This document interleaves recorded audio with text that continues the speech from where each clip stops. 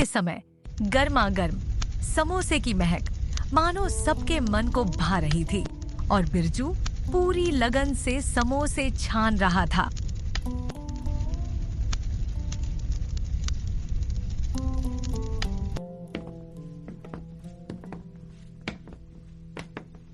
अरे बिरजू, जरा 4 समोसे तो पैक कर दे और साथ में चटनी भी डाल देना।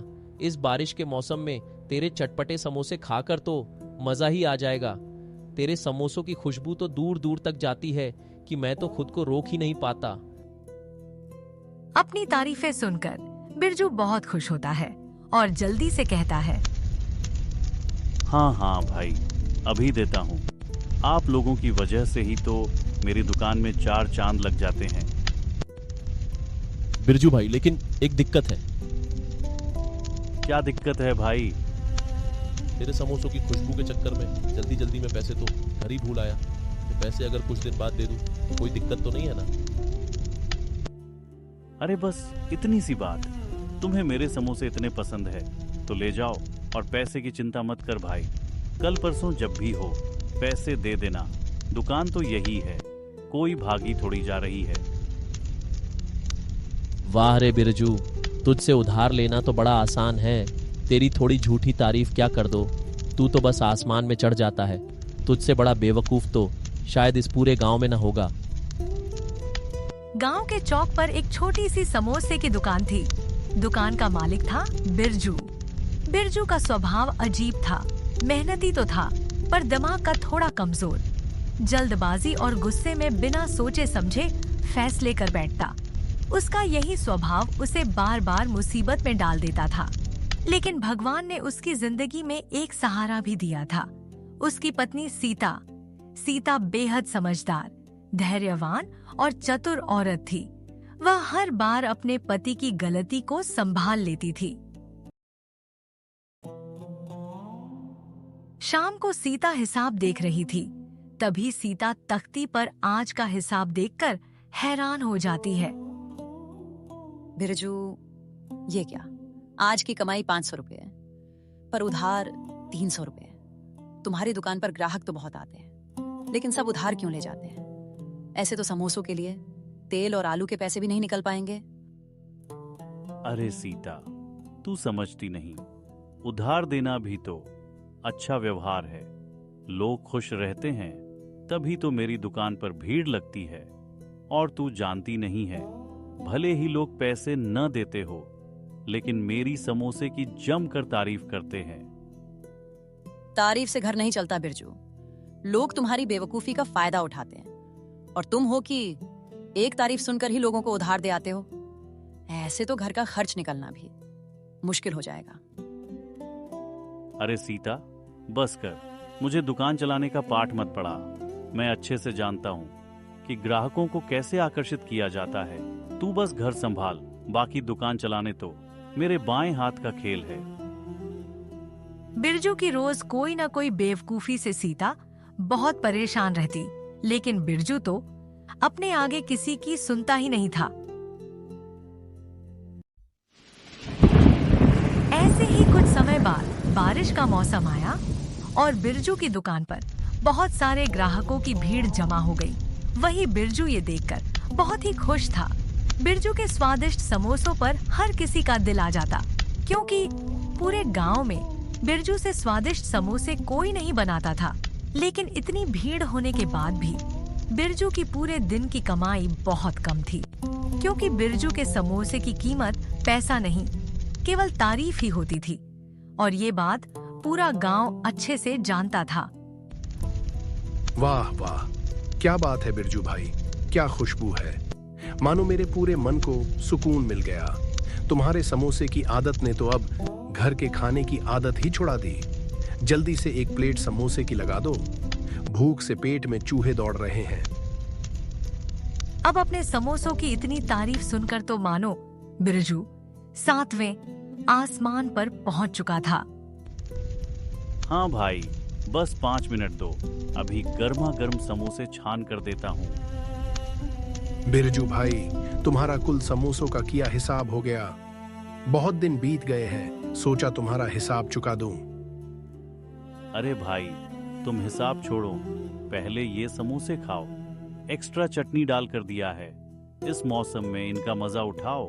और कुछ समोसे पैक भी कर देता हूँ, भाभी जी को भी खिलाना।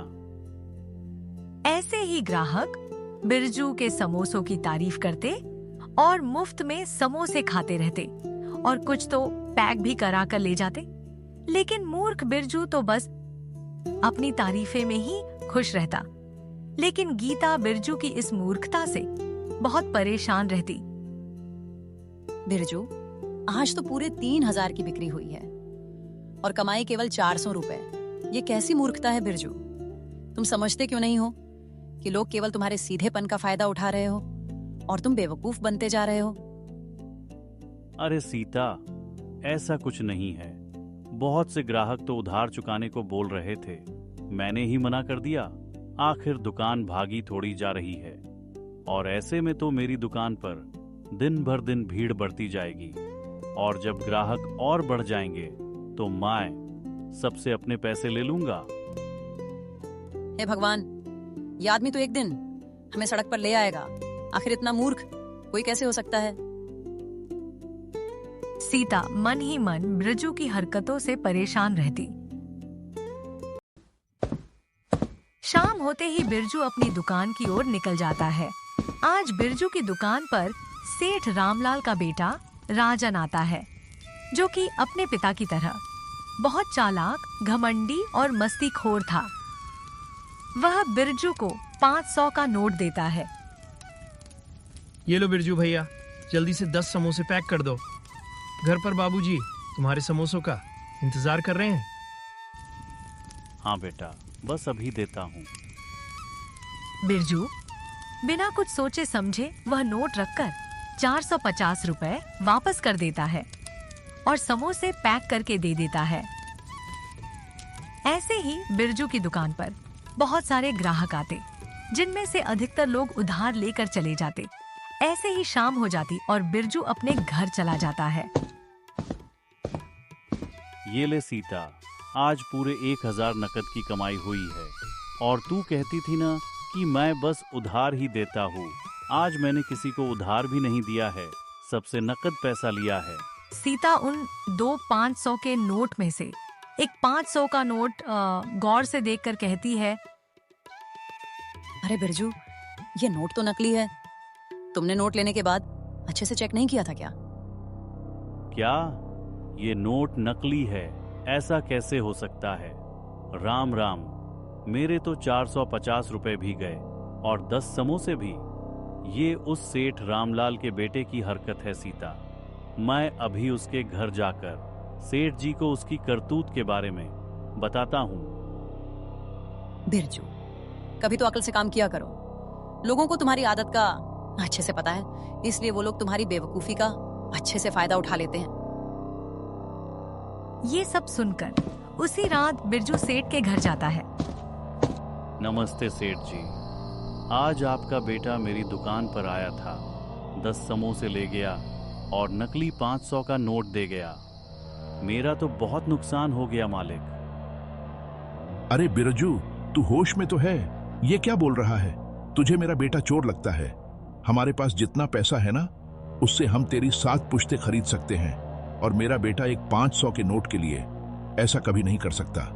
बस पैसे वालों का घर देखा नहीं, आ गए मुंह उठा के झूठा इल्जाम लगाने। सेठ जी के मुंह से इतनी खरी खोटी सुनने के बाद बिरजू चुपचाप अपने घर चला जाता है। तभी सीता बाहर आती है और बिरजू को प्यार से समझाती है।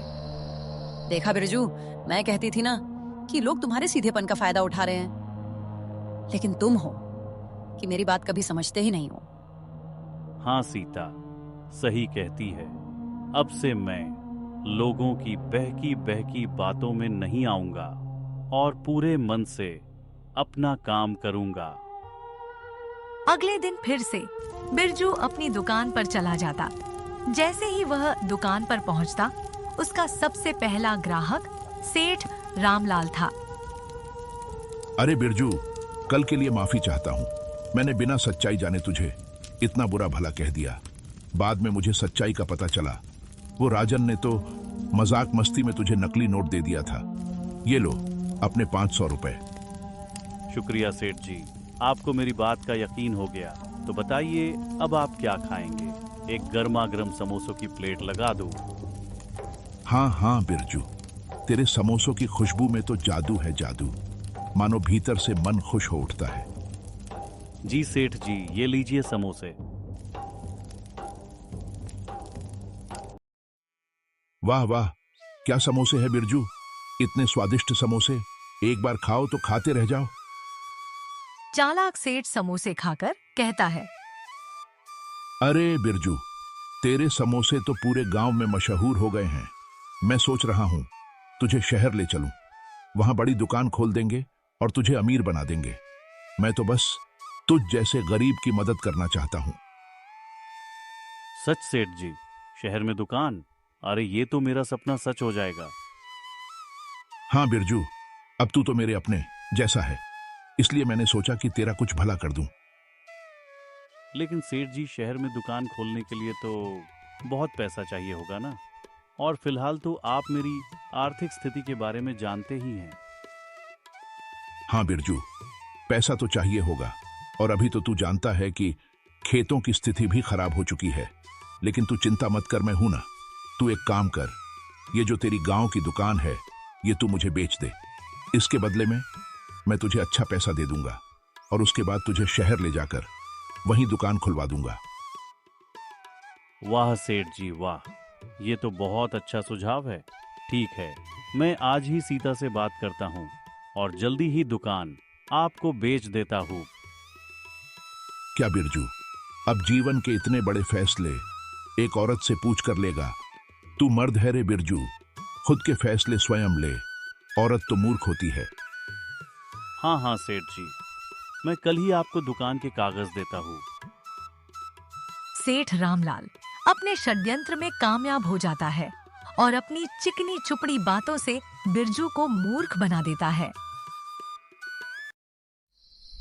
रात होते ही बिरजू अपने घर चला जाता है और घर पहुंचते ही अपनी पेटी खोलकर कुछ ढूंढने लगता है। अरे बिरजू, क्या हुआ? कुछ ढूंढ रहे हो? बिरजू कोई जवाब नहीं देता। वह चुपचाप पेटी में से कुछ ढूंढता रहता है। सीता दोबारा बिरजू को पुकारती है। तभी बिरजू गुस्से में सीता से कहता है, क्या सीता, तुझे तो मेरे हर काम में टांग अड़ानी होती है। क्या मैं अपने जीवन का कोई भी फैसला खुद नहीं ले सकता? ये सुनकर सीता उदास स्वर में बोली, हाँ बिरजू, बिल्कुल ले सकते हो, लेकिन मैं तुम्हारी पत्नी हूँ। लेकिन तुम मुझे तो बता सकते हो ना बिरजू। सीता, सेठ ने बोला है कि मुझे शहर में बड़ी दुकान खुलवा देंगे और पैसे की चिंता भी मुझे नहीं करनी होगी। बस मेरी ये गांव की दुकान के बदले सेठ मुझे पैसा दे देंगे और हम दोनों अमीर हो जाएंगे। सीता सीता ये सुनकर हैरान रह जाती है। अरे बिरजू, ये तुम क्या बोल रहे हो? वो सेठ एक नंबर का लालची आदमी है। तुम इतनी आसानी से उसकी बातों में कैसे आ सकते हो? वो तुम्हें बेवकूफ बना रहा है। बिरजू, ऐसा मत करो। अरे चुप औरत, तू तो हर किसी पे शक करने लगती है। मुझे मत सिखा मुझे क्या करना है और क्या नहीं। सीता बिरजू को बहुत समझाती है, लेकिन बिरजू ने उसकी एक न सुनी। अगले ही दिन बिरजू अपनी दुकान के कागज सेठ को दे देता है। ये देखकर सेठ बोलता है, वाह बिरजू, ये हुई ना मर्द वाली बात। तू तो बहुत अक्लमंद निकला रे, मुझे तुझसे यही उम्मीद थी। जी सेठ जी, अब कितना समय लगेगा और कब तक दुकान का काम शुरू हो जाएगा? बस बिरजू, मुझे 1 महीने का समय दे।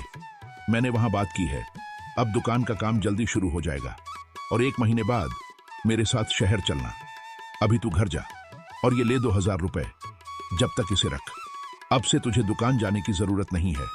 अब तो तू अमीर होने ही वाला है बिरजू। जी सेठ जी, आपका बहुत बहुत शुक्रिया।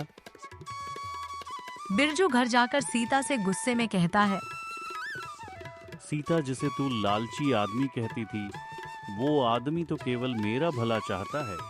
ये देख, मुझे 2000 रुपए भी दिए हैं। क्या बिरजू, इतनी बड़ी दुकान के केवल 2000 रुपए? ये तुम क्या करने जा रहे हो बिरजू? एक दिन बहुत पछताओगे। अरे मूर्ख औरत, अभी शहर में मेरी दुकान का कार्य जल्दी शुरू हो जाएगा, जिसका पूरा खर्च सेठ जी देंगे। ज्यादा लालच मत कर, बस अब खुशी माना।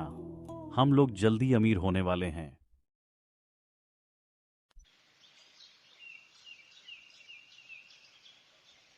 पूरे 1 महीने बाद अब बिरजू सेठ रामलाल के पास उसके घर जाता है। नमस्ते सेठ जी, कैसे हैं आप? अरे बिरजू, आओ आओ, कैसे आना हुआ? जी सेठ जी, वो पूछना था कि शहर में मेरी दुकान का काम कहाँ तक पहुंचा। महीना बीत चुका है, अब खर्चा निकालना बहुत मुश्किल होता जा रहा है। गांव की दुकान भी आपको दे चुका हूं। अरे बिरजू, ये क्या बोल रहा है? कौन सी दुकान? मैं कुछ समझा नहीं बिरजू। बिरजू हैरानी से सेठ की ओर देखता हुआ बोला, ऐसा मत कहिए मालिक, मैं बर्बाद हो जाऊंगा। 1 महीने पहले मैंने अपनी दुकान के कागज आपको दिए थे और बदले में अपने वादा किया था कि शहर में मेरे लिए बड़ी दुकान बनवाएंगे। हाँ बिरजू, 1 महीने पहले तूने मुझे अपनी दुकान बेची तो थी, लेकिन उसके बदले में मैंने तुझे कुल 20,000 रुपए भी तो दिए थे। तू भूल गया क्या? सेठ जी, आपने मुझे केवल 2000 रुपए दिए थे, 20,000 नहीं। याद कीजिए मालिक, ऐसे तो मैं बर्बाद हो जाऊंगा। क्या बिरजू, तुम जैसे छोटे लोग थोड़े से पैसे के लिए अपना ईमान कैसे बेच देते हो? तू निकल मेरी हवेली से और दोबारा अपनी शक्ल मुझे मत दिखाना। नहीं मालिक, ऐसा मत कीजिए। मैं यहां से तब तक नहीं जाऊंगा जब तक आप मेरी दुकान के कागज मुझे नहीं दे देते। अच्छा, तू ऐसे नहीं मानेगा? अरे ओ हीरा, इस बिरजू के हाथ पैर तोड़ के इसे हवेली के बाहर फेंक दे।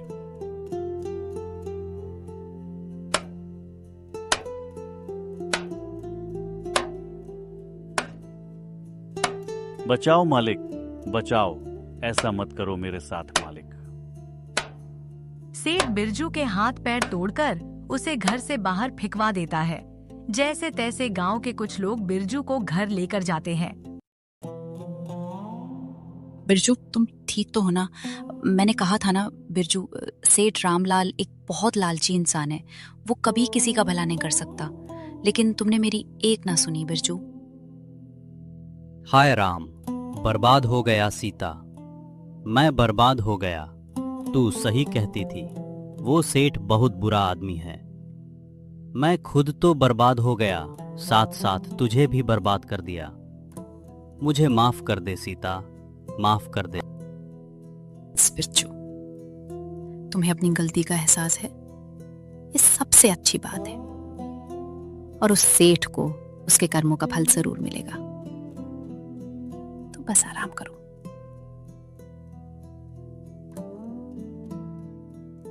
सीता, अब ये घर कैसे चलेगा?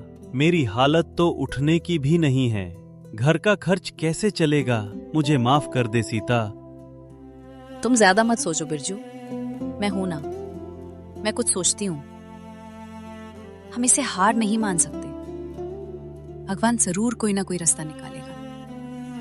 ऐसे ही कई दिन बीत गए, लेकिन सीता ने हार नहीं मानी। सीता एक समझदार और मेहनती औरत थी। सीता ने मुखिया से पैसे उधार लेकर समोसे का एक ठेला लगाया। एक दिन सीता अपने ठेले पर समोसे तल रही थी। अरे सीता बेटी, अब बिरजू की तबीयत कैसी है? जी बाबूजी, अब पहले से ठीक है। चलो अच्छा है बेटी, तेरी मेहनत एक ना एक दिन जरूर सफल होगी। मैं चलता हूँ बिटिया। सीता उम्मीद भरी आंखों से ग्राहकों का इंतजार करती रहती, लेकिन कई दिन तक उसके पास बहुत कम ग्राहक आते। वहीं दूसरी ओर बिरजू सीता को इतना लाचार देख मन ही मन अपने आप को कोसने लगता। उसने अपने सुखी संसार को अपने ही हाथों से उजाड़ दिया था। एक शाम सीता समोसे तली रही थी कि एक भिखारी उसकी दुकान पर आया और बोला, अरे बिटिया, बहुत अच्छी सुगंध आ रही है। 2 दिनों से भूखा हूँ। अगर कुछ समोसे खाने को मिल जाते तो तेरी बड़ी मेहरबानी होती। जी बाबा, आप बैठो, मैं अभी आपको एक प्लेट बना के देती हूँ। सीता बाबा को समोसे दे देती है। समोसे खाकर बाबा कहते हैं, वाह बेटी वाह, क्या समोसे हैं तेरे हाथों में, तो जादू है। सदा खुश रह, भगवान हमेशा तेरी मुश्किलों को दूर करे। जीती रहे बेटा। तूने बिना लालच के मुझे खिलाया है, मैं तुझे आशीर्वाद देता हूँ। वो अपनी झोली से एक पुरानी सी छोटी घंटी निकालता है और सीता से कहता है, ये घंटी रोज सुबह अपने ठेले पे बजाना। इसकी आवाज सुनते ही लोग खिंचे चले आएंगे। मगर याद रखना, घंटी सिर्फ नेक इरादों के लिए है, लालच के लिए नहीं। हर दिन सीता समोसे तलती और आवाज लगाती, मगर कुछ ही ग्राहक आते। लेकिन उस दिन सीता ने बाजार पहुंचती ही घंटी बजाई। वाह, क्या खुशबू है। आज तो ये खुशबू मानो सीधा बिरजू की दुकान से आती हुई प्रतीत होती है। देखते ही देखते सीता के सारे समोसे बिक जाते हैं। अब से रोज सीता समोसे बनाते समय घंटी बजाती और ढेर सारे ग्राहक सीता की दुकान पर आ जाते। कुछ समय बीतने के बाद सीता के समोसों का ठेला बिरजू की दुकान से भी ज्यादा मशहूर हो गया और ये बात सेठ रामलाल से ज्यादा दिन छुपी न रही। एक दिन सेठ रामलाल का नौकर उसे कहता है, अरे मालिक, वो जो बिरजू है ना, उसकी बीवी आजकल समोसों का ठेला लगाती है और उसके ठेले के समोसे तो बिरजू की दुकान से भी ज़्यादा स्वादिष्ट हैं। अगर ऐसे ही वो मशहूर होती गई तो आपसे भी ज़्यादा अमीर हो जाएगी। आखिर वो बिरजू की तरह बेवकूफ़ नहीं, एक समझदार औरत है। अरे मूर्ख, एक सांस में ही सारी बात बोल देगा क्या? जरा सांस तो ले ले। और तू चिंता मत कर, जैसे बिरजू का ठिकाना लगाया है, उसकी बीवी का भी ठिकाना लगाना पड़ेगा। तू एक काम कर, उस पर नजर रख और एक एक पल की खबर मुझे दे। अब से रामलाल का नौकर सीता पर नजर रखने लगा और एक दिन जब सीता अपने पति बिरजू से बात कर रही थी तो वह उनकी सारी बात सुन लेता है। वह तुरंत जाकर उस जादुई घंटी का राज सेठ रामलाल को बताता है। ये क्या बक रहा है मूर्ख? अगर ये बात सच है तो तुझे वो जादुई घंटी मुझे ला कर देनी होगी। जी मालिक, जैसा आप कहें। अब से सेठ की नजर केवल सीता की घंटी पर रहने लगी, क्योंकि उस घंटी को पाकर सेठ जल्द से जल्द और अधिक अमीर होना चाहता था।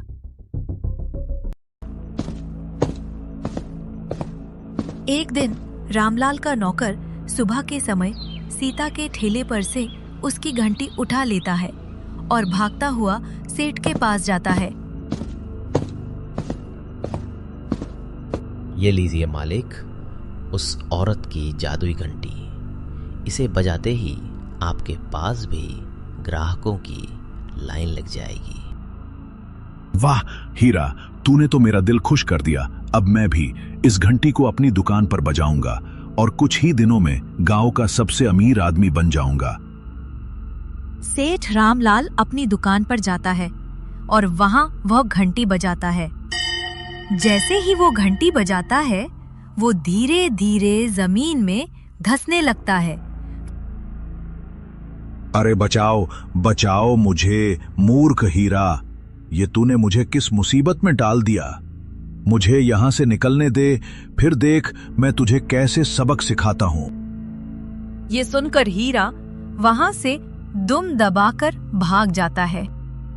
सेठ को उसके बुरे कर्मों की सजा मिल जाती है। वहीं दूसरी ओर घंटी चोरी हो जाने के बाद भी अब सीता के समोसों की रोज अच्छी बिक्री होने लगी। अब बिरजू भी सीता के साथ काम करने लगा। दोनों सुखी सुखी अपना जीवन जीने लगे।